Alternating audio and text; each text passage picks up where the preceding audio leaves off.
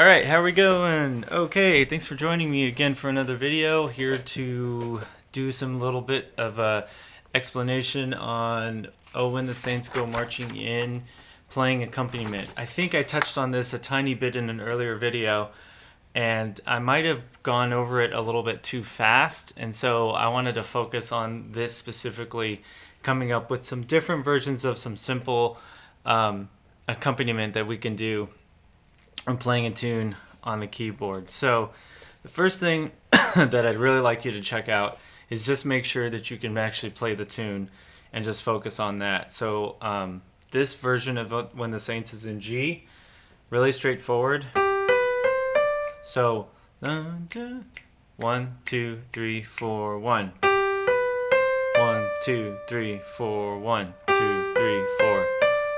3, 4, 1, 2, 3, 4, 1, 2, 3, 4, 2, 3, 4, 1, 2, 3, 4, 1.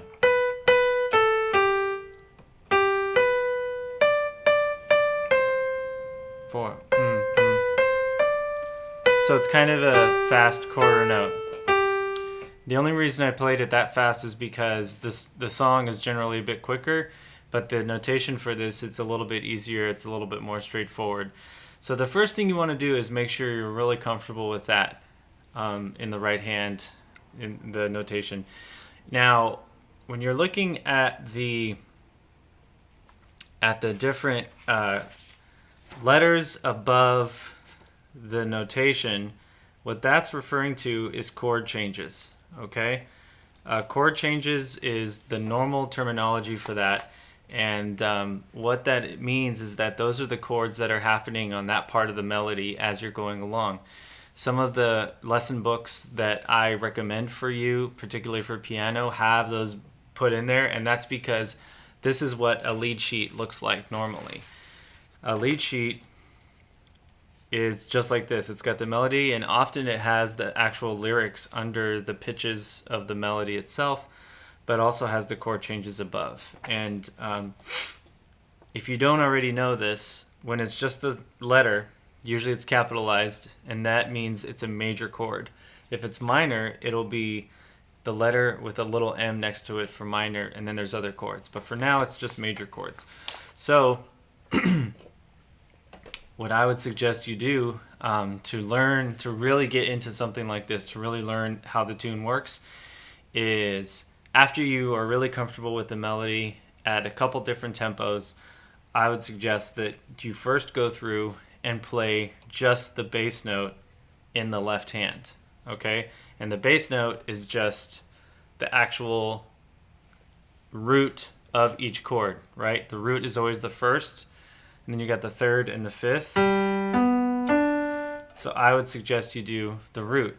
So it would sound something like this: 2, 3, 4, 1.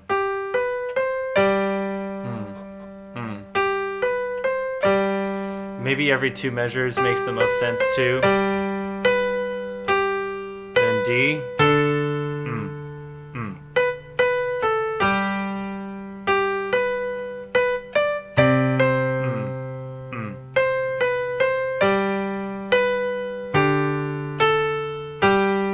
So on this particular tune, I didn't have to move my hands at all. I had my right hand in this position and my left hand with the thumb here so that I could play the G, the D, the C, and the G again. All right, they're all available all right there. So that's why that worked really, really well.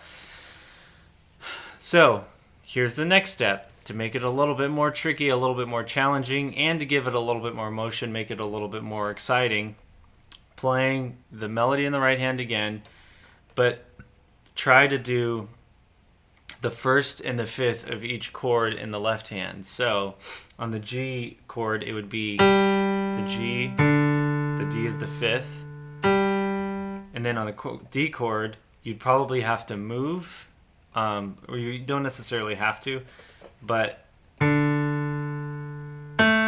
D and A would be the first and the fifth, right? D, A, and then the C chord would be C and G, or C and G, whichever one. But the point is being able to manipulate it and do it the way that you want to do it. So I would suggest being able to do that just to go through, and don't even play the melody in the right hand yet. But I would say be able to just do that.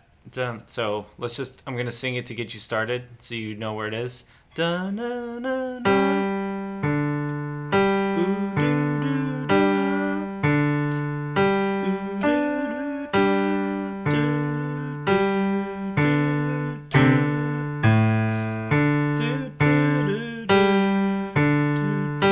then C.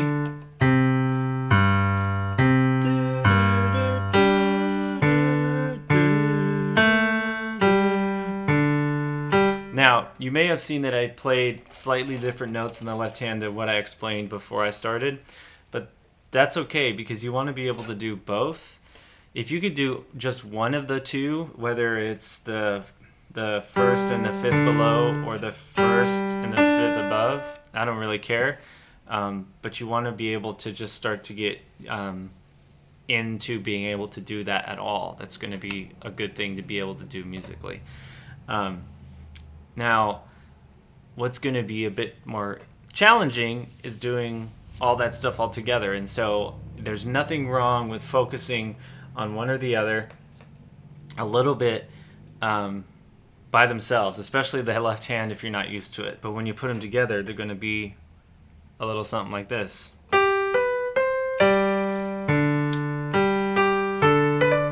messed up.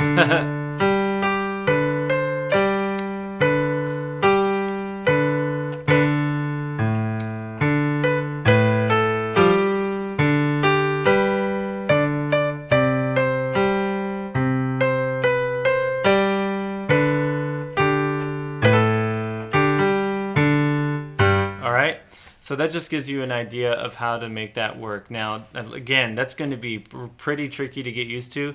So I probably shouldn't have played it that fast. You can play it a lot slower because the point is being able to just do both things at the same time. But that's a little bit more advanced. What I would suggest, actually, I thought of this as I was speaking about it, but I think it would be a better idea is before you start doing that bass line type stuff, whatever it is that you play, just be able to play the chords in the left hand. So I'm going to play the melody again in the right hand and chords in the left hand.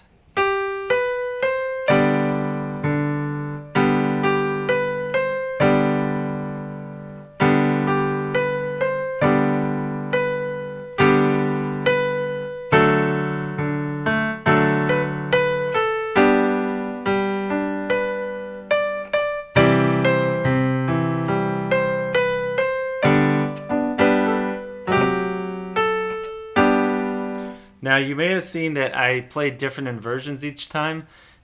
You're probably going to want to play in root position at first.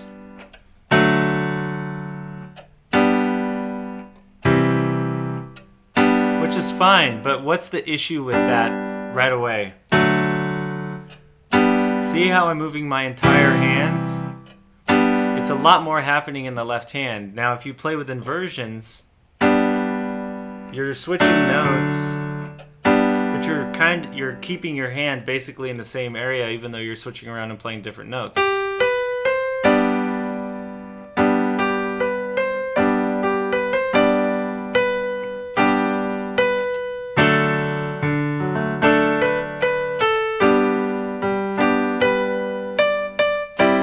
See that inversion?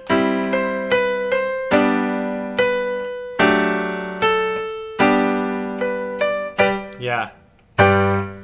So, and what I think works the best for me, and I'm probably thinking from the mind that, you know, I have experience playing piano, that is easy to me because I'm keeping my thumb as an anchor. You know, I am moving my fingers over, but I'm not moving my entire hand, and that's really helpful too. So when you're focusing on something like this, especially when you're sending me a video, really try your best to try to incorporate your left hand into it so you're not only doing the melody in the right hand, okay? Let's just check that out, okay? See if you can just do that. A little bit of bass line stuff in the left hand, and especially being able to play the chords in the left hand. Check that out. Experiment with that a little bit and try to incorporate some inversions as well, all right? That's all I'm going to give you right now. I don't want to make this video too long. But join me for next time. I'm definitely going to come up with some other ideas on how to spice it up and to make it a little bit better. All right? Take care. See you next time.